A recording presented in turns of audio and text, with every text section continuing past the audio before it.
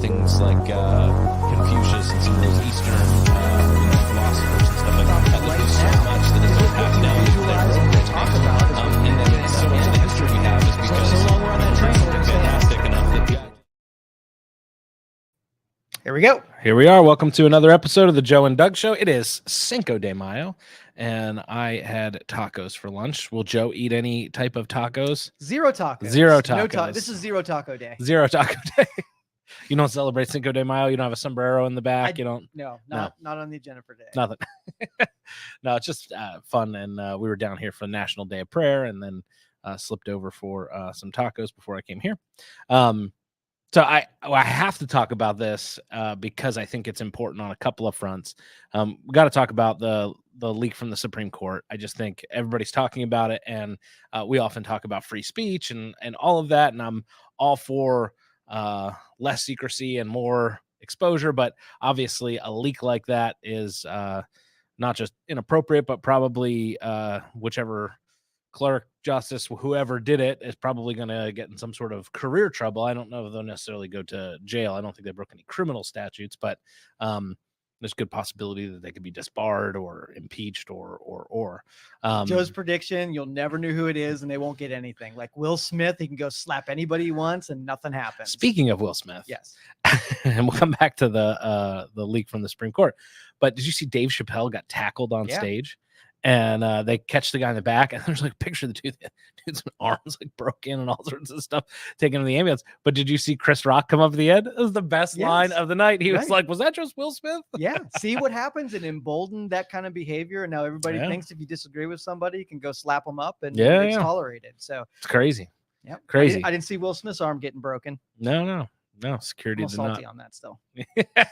Well, but so this comes out of supposedly a clerk or a justice or a team of people released this, and everybody pretty much across the board agrees that that's not appropriate, right? But regardless, I think everybody there's already media misinformation. There's stuff on the left, on the right.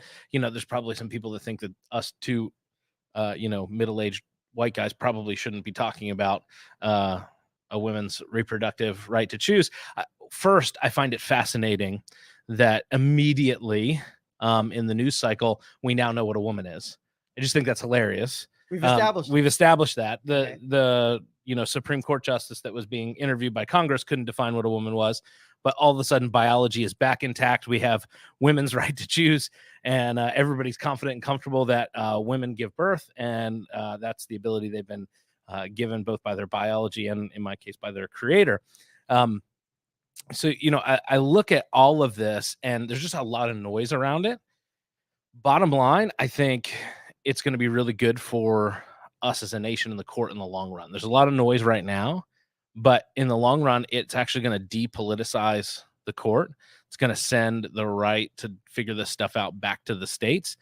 And because realistically, the court itself, people don't understand what Roe v. Wade is and don't understand that decision. It was never a pro-abortion, anti-abortion. They weren't making a moral stance on it. It led to some stuff that people, argue on moral grounds.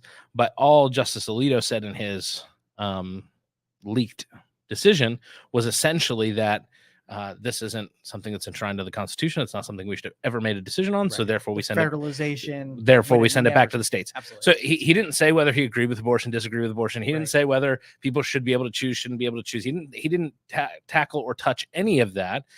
He gave a lengthy history, and then he essentially said, "This is an issue that should be decided by the states." Now we'll see when it's finally released in its finished form, what that'll look like and what the dissents will look like. What's Joe's take on all of this? Well, Libertarian Joe loves the fact that anytime something gets defederalized, I'm a happy guy, right? Because I think they're the worst to be in charge of anything. Like if I could take everything away from them, I probably could. Now, maybe not. There's some things maybe I'd let them have. But the leaks concern me. Anytime you get a politicized ability for somebody to take information they shouldn't leak and use it for political purposes, that should carry huge gravity with it. Yep. Never. And I can remember back when it was political season, part of the campaign strategy was to unearth something that nobody should know about, and mail documents nobody should have. And that just irritated me a little bit. Yeah, no, I agree 100%. Realistically, you get into that space, and what is the purpose in releasing the document? You go back to motive. Now, nobody knows who it was. Perhaps it was somebody on the right. We don't know. But looking at it, you go, all right, what are the motivations? Why would they do something like this? What's the purpose in this? Certainly wasn't for transparency's sake or education. Right. It was obviously a political advantage, and it certainly drummed up the I don't know if people think that it will sway the justices. I hope it doesn't, in the sense that the court's supposed to not care what the mob thinks, and it's supposed to not care what anything but the rule of law thinks. And so, in that sense, I hope that the justices that have decided in this case will hold firm and not allow because the mob's fickle. And, the mob goes back and forth, and can't really make up its mind usually. And it just again puts you in that place where I think a lot of the country doesn't understand the purpose of the Supreme Court. They see it as a super legislature rather than as the third branch, the judicial branch. Realistically, if you believe that abortion should be enshrined in the Constitution, there's a process to put it in there. You can get 2/3 of the state on board and you can vote on it. And there's a whole way to do that. We've had other amendments pass in the last 100 years. Not an easy task, but certainly there is a path for it. If you think it's good legislation, there's a way to do that. We have the Congress and Senate and all of that and the president, and there's certainly things that can be done. But if those things don't happen, the court doesn't get to decide that should be a good thing. It should be a part of the Constitution. That's not the way that works. And that's simply what Justice Alito we say said. That we don't want the court to be political, but it is a political body. Like, we say that it shouldn't be, but it totally is. Right. And so, like, if its whole obligation is to look at the Constitution and see if things are constitutional, then every justice should be a constitutionalist, not somebody like, hey, here is a guy that really likes killing his people. Let's put him on the humanitarian. You know what I mean? That doesn't make a lot of sense. That's what the UN does. Sorry, shots fired. Salty.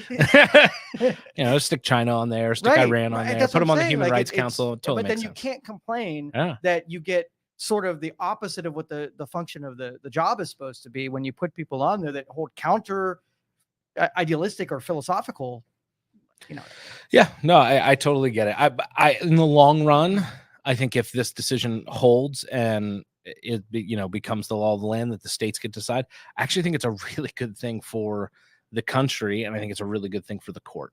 I think it will depoliticize a lot of that stuff. A lot of the social issues that they've tackled that aren't necessarily constitutional decisions probably shouldn't have been tackled. And I think that's true both on the left and the right.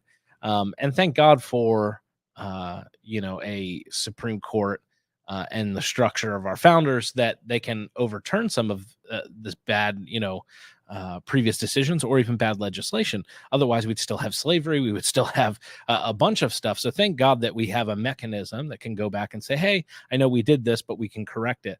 And that's true. I think on both sides of the aisle, there's some things that, need corrected. And it's good to have a body in place that has a philosophy and a document, like you're saying, that should supersede personal feelings. Right. Now, you mentioned that with slavery, and I often look at that, like, as a student of history, you look back and some of the things we're most not proud of, and those blemishes on our history, were moments like that where we had to go through our moral conscience and find out how we wanted to operate. I feel like this is one of those issues, is we're going to look in the future and look at ourselves and say, what the hell were we thinking? Yeah, totally agree. When you look at I've seen a meme going around, but when you look at countries that allow abortion up till birth, it's the United States, China, and North Korea. Great company. Right. Yes. And then, other European nations obviously have, and other countries throughout the world have certain limitations, but we are some of the most liberal people when it comes to allowing, for abortions to take place up to a certain point. And so, across the board, if you're strictly going Democratic and you're looking at polling, and I don't think you do moral issues by polling, because people aren't always moral. Right. But even when you look at it with polling, most people agree that there should be some level of regulation, and that all the way up to birth is not a good thing. But because it's political, it's binary. It's like correct. A or like most of the objections that you have, the people that are pro or against, all of those we can tackle if we look at them on their, but what happens in this instance, blah, blah, blah. Yep. And this is blah, blah, and it doesn't have to be a ban it entirely or make it as open as entirely. Yeah. Well, I think that's probably leads us to a greater issue in our system in general. And our founders were not stupid. They understood that some of this gridlock was a good thing. Right. They put it in place so that we would grind to a halt at certain things, so that one side of the country couldn't just steamroll the other side. And I guarantee you, when whether the left's in power or the right's in power, the other side loves the tool of the filibuster, loves the minority tools that they put in place for a reason. But it's when it's used against them that they don't like it. Right. Absolutely. And that's the whole thing, is like, we need to live within the confines of the rules. And I think that's true whether my preferred politicians are in place or not. So when you look at that, I think, and you look at the country in general, you talk about the binary side of things. So when legislation comes up, or you talk about the Build Back Better, right? So infrastructure, all of that. They put these 3,000 page bills together with all sorts of garbage in it, stuff on, and then they go, well, you don't believe in infrastructure. I was like, no, I don't believe in the other 2,900 pages. And it's the same thing with healthcare, same thing with a number of these things, and even some of these budget bills. I loved, I think it was Senator Cruz suggested during the 2016 primary. He said that we should be able to file income taxes on a index card, and every bill should be one page and easy to read. And I think like simplifying some of that stuff makes a ton of sense to me. Sure. Because there's some stuff in Build Back Better that if you broke out as an individual thing, like we want to fix these 5 bridges, you're going to have 100 to 0 and everybody's going to sign on there, or maybe 98 to 2, whatever it is. Honestly, the naming conventions of these things end up being marketing. So like, here's the bill of we drown puppies, right? And it's like, you support the we drown puppies bill? Right. Well, and you saw that in Florida with the parents' rights bill, and the media framed it as the don't say gay bill. And, nothing could be further from the truth. Right. So when you look at that, I think the more simplification we can do, the more productivity we can have. And I think that's true across the board in life. So, take it out of the realm of politics. There's lots of people that you'll meet. There are some people that have vastly different ideologies, careers, even political aspirations. But if I look at the totality and you say, oh, do you agree with that person? Well, no, but you know what? We both agree that homeless people should be taken care of. So let's get together on the one thing. How to is the only thing we disagree on. Correct. And so I think in some of those instances, even relationally practicing it, we do it on a micro level, right? We all work with people that are like, man, I would never treat my wife that way, or I'd never, we don't endorse their whole world. But notice when it goes in the political realm, everybody gets crazy, and we can't do that anymore. Correct. And that's what I'm saying. I think across the board, we need to come back to a place, not to compromise values, but I think there are those things where you have 80% agreement from people that are common sense things like, hey, we need to fix those bridges. I don't think we need to do this, this, and this. That's everybody disagrees on that. But can we just put the one thing down that we do agree on and like actually get something done? Make it on one sheet of paper, make it simple, and then move on to the next. And I find that to be true in church. I'm sure you find that to be true in business. If we sit down and we look at the totality of somebody's life, I'm not going to agree with everything in their world. I'm not going to agree with the way they run their money. I'm not going to agree with all of that. But I can agree with this sliver and still not endorse the whole thing. And I think that's the other problem is the moment you say things like, well, I think this is a good idea, they're like, oh, well, you agree with obviously this whole platform. No, I didn't say that. I said that this piece is good and I can agree with this piece and disagree with the other 85%. And I think that's the space we've lost, that nuance, because it's easier to be binary and it's easier to categorize us into us and them rather than this is a we thing. So how do we get out of this? So we'll put it in, frame it almost like your cable bill. right? You go to your cable company and say, hey, you sell me all these channels. I don't watch very many of them. I don't want to pay the whole bill, right? You put all these things together. Correct. Like, we don't want to do that. Can you space them out? Let me just buy what I want. And they're going to say, well, if we do that, there's some channels in here that will go out of business and have no money, and you'll never vote for that one. So if you want that one to go away, then go ahead and break it up. And that's sort of like that precipice. I'm okay with those things going away 100%. So if we're not funding the mating habits of goose in Canada, right? I'm okay with that, right? Yeah. Let it go away. And if it's super important to you, then put that one down. And then I'll be like, okay, cool. I believe in your little goose to hunt, whatever thing. I'm coming up with some examples today. Yeah. So we don't want mating gooses in Canada, Joe. No mating gooses and no drawn puppies. No drawn puppies. Those are important bills. Yes. I think too, I think our kids are losing some of this nuance. So I really try and do this. So when we disagree, right? I'm sure you and I have had disagreements at points. I'm sure you've had disagreements with other employees or even other companies. Pastor Mike sitting over here in the studio, we have certainly had plenty of disagreements where you come and I've said, hey, this is what I'm going to do. And no, I don't think you should do it. I think you should do it that way. And we'll disagree on some of those things. And what I find with my kids, so my boys love to play football and they play with the next door neighbor and his friend. And they'll play out there, and they were playing basketball the one day, and the kid next door goes, Doug, could you stay out here and referee? I was like, no. I was like, you guys call fouls and just figure it out. And they will bicker, and they don't know how to disagree and compromise. And so every time they ask me to intervene, I'm like, no, you guys sort it out. I don't care if you got a straw vote. I don't care. And I get it. They get frustrated because it feels like gridlock because somebody says, well, you fouled me. No, I didn't foul you. And then you have this back and forth, and it's going to take somebody to be an honest broker and somebody to learn some negotiating skills. And I refuse. And I even do this with my boys because they will wrestle and beat the snot out of each other. And then they'll come and say, oh, he hit me. And I'm like, why are you telling me? And I know that sounds like bad parenting, but no, I'm teaching them the skill. Like, you need to go back, tell your brother that you didn't like that, have the conversation, negotiate. And if he's being mean-spirited, if it's whatever, like, I don't mind you superseding every once in a while. But if I step in every time, you're never going to learn how to fight for yourself. You're never going to learn how to negotiate. You're never going to learn how to compromise. And, my kids are going to do some things in the coming years, God forbid, but they're going to do some things that I go, that is not the way I would do that. And a bad parent, in my opinion, will step in and supersede that and disable them from making decisions. I love the way my mom did this. I can remember, coming up as a teenager, having to step out and make decisions, or in relationships, I would want to do X or I'd want to do Y. And I would come to my parents because, a big decision or whatever, I was going to spend a bunch of money, or I was going to take a job or not play a sport or whatever. And I would have this conversation, and most parents, and I youth pastored for a number of years, will tell their kids, I really think you should do this. And this is why, and here are the 15 reasons I'm going to be really disappointed if you don't. And it's like, all right, weight of the world. I guess I better do what my parents tell me. Right. My mom was brilliant at this. She would listen through, and she did this, and she still does this. I'll call her for advice, and she'll listen and listen. And she very rarely tells me what she thinks until after I've made the decision. And she'll say, I was really hoping you were going to go in that direction, and here's why. And this is what I saw in the beginning. But I can remember being 14, 13, 15, whatever. And I would come with a, big crisis for a 14-year-old or whatever. And I would sit down and I would say to my mom, my dad was a little more direct. My mom was really good at this. And she would listen to me all the way through. And she would say, well, all right, well, what options do you have?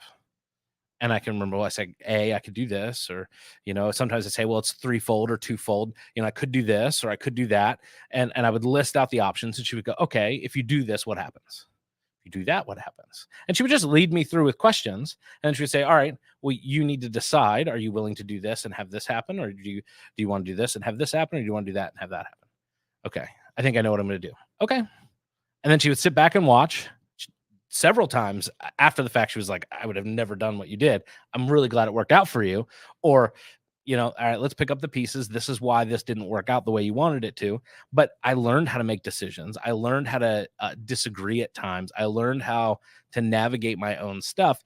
And I feel like what we're watching in the political realm is like two toddlers that can't share in the sand pit right now. And it's like, all right, guys, you're in the sandbox together. And you're sitting there throwing sand back and forth at each other until somebody stops and is like, this is stupid. I'm getting out of the sandbox. Like, we can do this differently.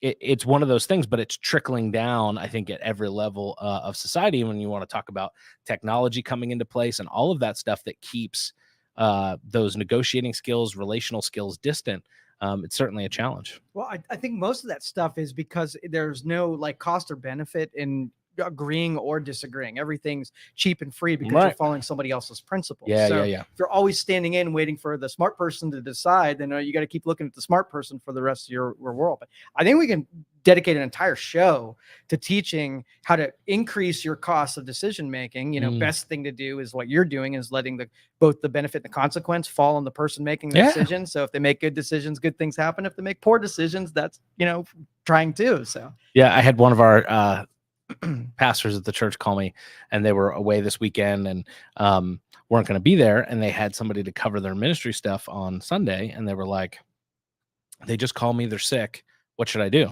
And I was like, you'll figure it out.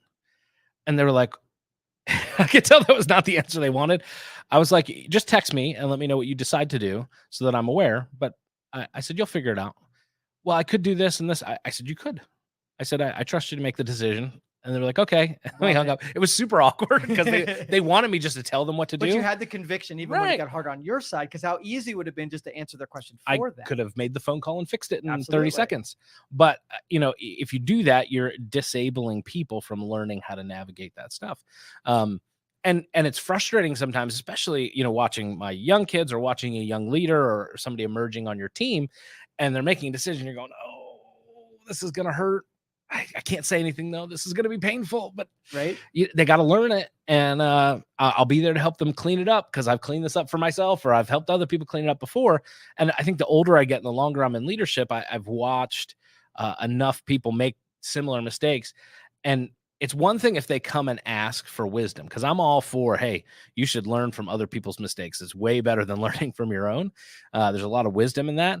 But some people are just headstrong. And if you're not going to stop and ask, and you're not going to seek out, and you're not going to look for wise counsel, well, then Lord bless you, keep you. I will be there to help you clean up. My favorite line that pisses everybody off that's why it's my favorite line, is get in a time machine, go back 2 weeks and ask me before you try. They hate that. They freaking hate it. But that's the only answer. Yeah. You got that time machine? It's important. I think, if you want growth and you want to learn, and you want to learn how to work with people you don't agree with, that's the other thing, is like a lot of times in companies, in families, in churches, we say like, oh, we're all good. We all get along so well. And what we have is agreement.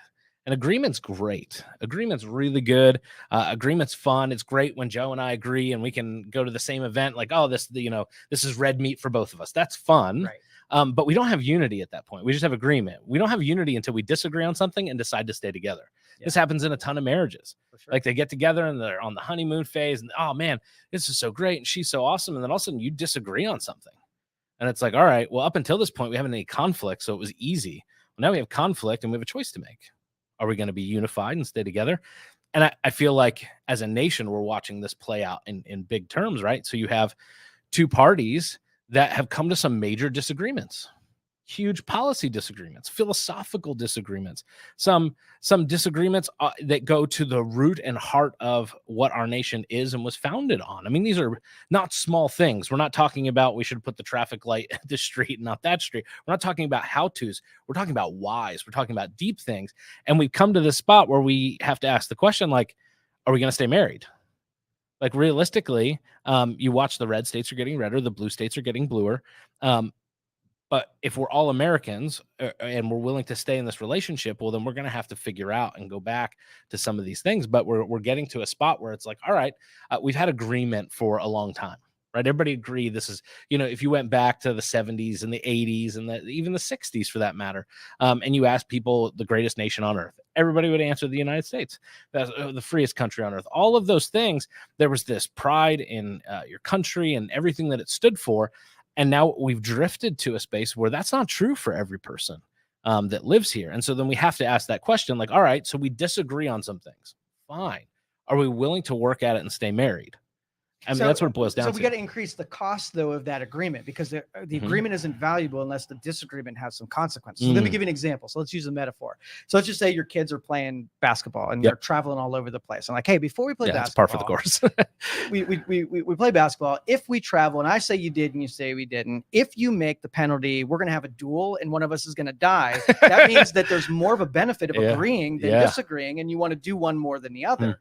But if we make it so that there's no consequence to disagreeing, like if it's a throat punch or, just yapping at each other, there's no cost. You could do that infinitely and there's no end to it. So that's why I say, like, you got to almost make it so that it's revered to figure out some authentic agreement so that we can avoid disagreement, because the disagreement should suck. It should always suck. Yeah.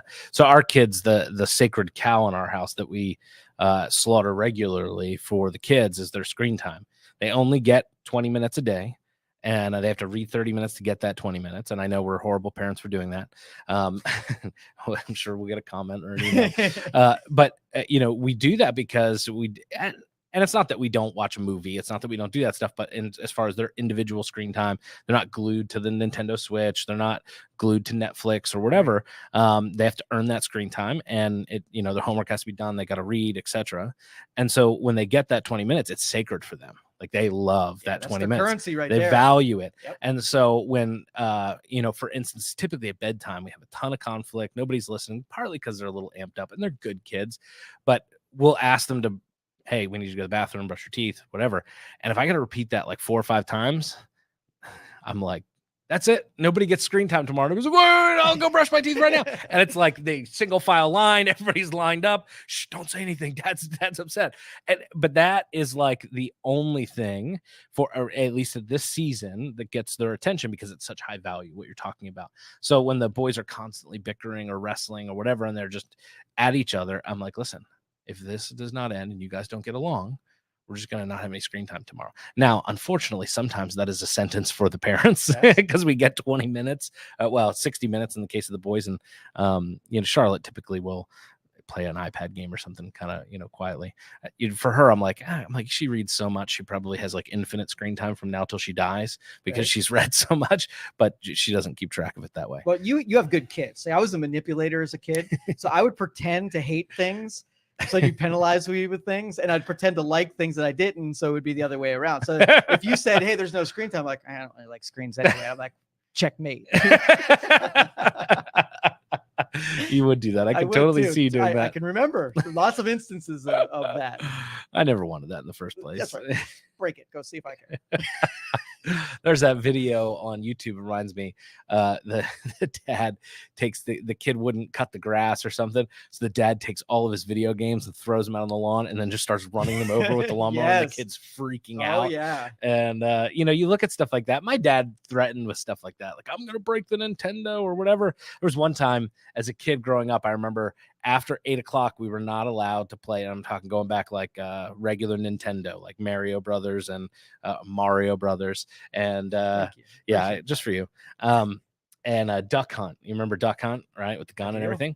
So there was one night where I played past the time. And my dad was like, here's the deal, son. Like, if you play past the time again, I will smash it with a baseball bat, and it'll be done. You'll never have it again. And we were like, I think I was maybe 7. And so I remember going to bed thinking like, oh, well, like 3 days later, my dad's upstairs. My brothers and I are in bed, and the Nintendo's on.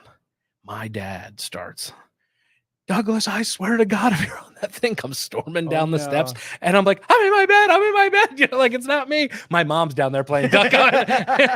My dad's threatening to cancel Christmas and Easter and everything else. Thanks, but and my mom's like, boo, boo, shooting Duck Hunt. But, you look at that sort of stuff, and it does come down to motivations. Like, what's going to motivate us to come back into relationship? Because realistically, Roe v. Wade is not the issue.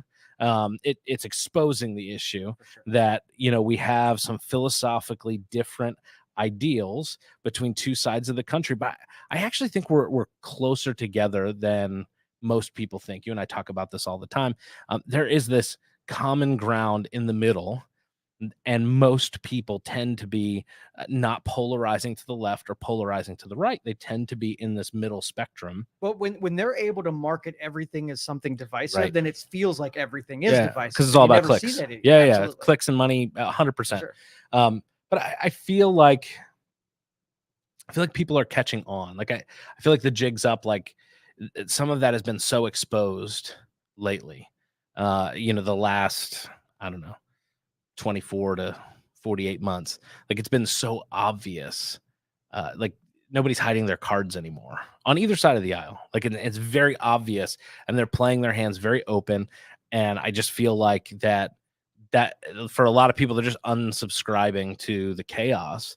I can't tell you the last time I clicked on a mainstream news article. I used to check Fox News and CNN every day just to see the different sides of the stories and the way the headlines were going to read, because I knew I was getting, two different sides. And when you check that every day, first of all, you live in a stressful spot. So, I mean, if you want to decrease your stress, just stop checking those things. It's a beautiful thing. But, at some level, then you start to, at least for me, I start to feel ill-informed. Like somebody be like, oh, did you hear? I'm like, no, I didn't hear that. And so I had to find a news source. I had to find some, some of that information elsewhere. And, but the mainstream are really, they both have those threads, and their end goal is not information. Their end goal is clicks and dollars. And so it's to their advantage to fight. Yeah. My informer is you. So I don't think there's anything, and you tell me if there's anything that I should pay attention to. I've outsourced it. Yeah. Well, I don't. Well, let's pray for Joe. Can I ask you a this is a heavy topic. So I ask you, how'd your Eagles do during the draft? Good. How do you rate them? Everybody's rating them really well. I was away at a conference. I didn't see the draft. I found out, on Bleacher Report or whatever. But they traded for AJ Brown, which I was excited about. I think that's a good trade for us. And that we only had 5 picks, but it all addressed needs. I'll be interested to see. I was telling Pastor Mike while we were munching on some tacos, I watched a podcast clip. They were talking about previous drafts and the draft grades that teams got coming out of the draft, and which were right and which were wrong. And the Seattle Seahawks, the year they drafted Russell Wilson in the 3rd round, I think they drafted like Earl Thomas. They drafted like 3 or 4 of their kingpins of their Super Bowl, just guys that have turned out to be total like studs.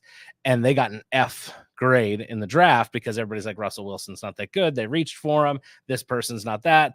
And we really won't know till 2, 3, 4 years in. I trust Doug's rating more than Bleacher Report's rating. So were you excited that they filled the gaps? I think football's going to be a fun season. I think the Eagles always do decently. I'm excited to see the way the season goes.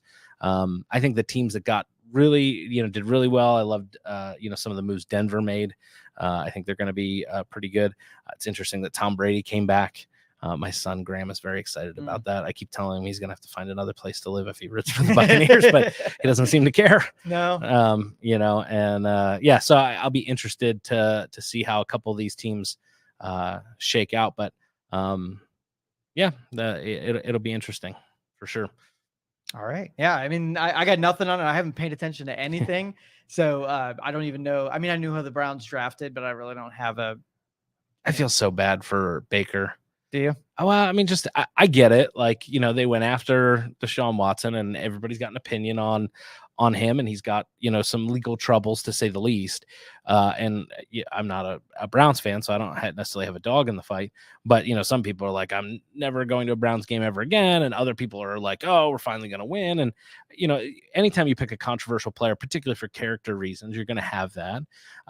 But I just feel bad for Baker, because I just feel like Baker was the city. Like, he was gritty. He wasn't the best quarterback, but man, like, he had that heart, you kind of rooted for him as the underdog, and he seemed to go out there and give his all. And I thought he was very Cleveland, if that makes sense. Yeah. And then they just like, oh, we're going to go for this guy. And now he's like in limbo, doesn't know where he's going to be. And, I don't know. It almost feels like cheated on. Like, I picture if you're the guy and put all of this into you, and then you watch them like dating, and I was like, that feels icky, Yeah. I'm sure Justin on the sports show has done a bunch of talk about that, and I'm sure the draft, and I'm sure he's talking about NBA finals, and I don't follow that all that much. And baseball's finally, I think, back finally got some agreement on things. Well, we got heavy and we needed to break that up and talk about something meaningless like sports. Yeah, but sports are one of those things that aren't meaningless, right? So like when the Phillies won the World Series or the Eagles won the Super Bowl, I went to the Phillies parade in Philadelphia.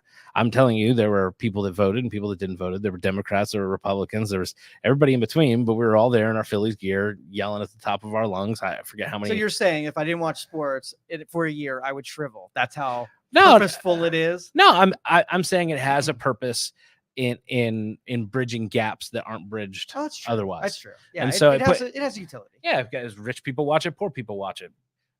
All different ethnicities watch it. And so it's one of those things that brings us all together. It's why so many people got frustrated when it got political and you started having the protests and you started the NFL started taking positions, or the NBA or whatever. It got very frustrating because it was one of those things, rewind just 20 years ago, that like it was just football. It was just basketball. It was just baseball. And then there are certain things that are still pretty pure. I mean, like food brings people together without being political. Totally agree. Thanksgiving dinner, Christmas, and all that kind of stuff. And then, like music. I mean, it could have a moment where it unites without being political. It's been, there's some times that. But all of those are tools, and the thing that stinks is when they get weaponized politically, you lose another tool in the belt that can bring more people together. Right. Movies are the same thing. Like, when is the last time you saw an actual hero doing the hero stuff in a movie? Yeah.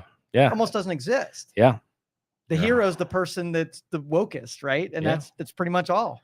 Yep. That's it's sad, but so. In regards to some of that, and you talk about libertarian and business stuff, and you love seeing that, but you have companies now, like the Daily Wire started their own publishing company, and I think they just released their second or third full-length movie, and they're really good. Action and all the stuff, and they've done away with hey, this isn't political, we're just gonna tell a good story.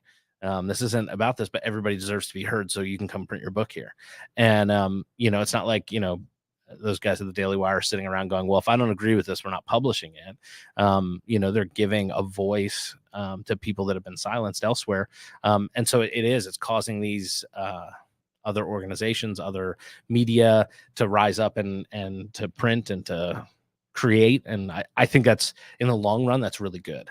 Instead of where you just had Netflix and Hulu, I think for the longest time, even though you may not like Disney Plus, it's great that there's another option. Even though you may not like Amazon Prime, it's great that there's another option. Even though you might not like Peacock or fill in the blank, that's fine. You don't have to like them all, but you can buy that. You can buy the ones you want and get rid of the ones you don't want. You break up the have-tos of the 60 channels that you don't have an option in. You break it up, and a couple of them go away, which you don't focus on the ones that went away. You focus on then what like CNN Plus.